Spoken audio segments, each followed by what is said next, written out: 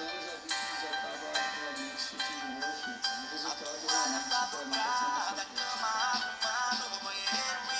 dependendo do tipo de tratamento para calvície, o médico pode contar com um leite que ajuda a levar o remédio para o lugar certo. O nome é curioso. Nós optamos pelo laser, mas o drug delivery, o que é isso?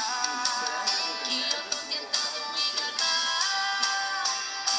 Outra técnica que vem ganhando espaço no tratamento da calvície é o MPT, microinfusão de medicamentos na pele. São tão pequenininhos que são feitos de ponta agulha, mas não é necessário usar anestesia.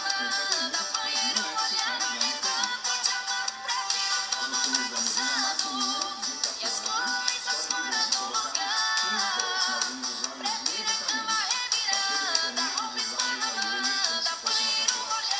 Antes de fazer o microagulhamento do ângulo inteiro, nós colocamos o paciente 20 minutinhos nos LEDs vermelhos e vamos mandar melhoramento de circulação e potencializar o efeito do ângulo.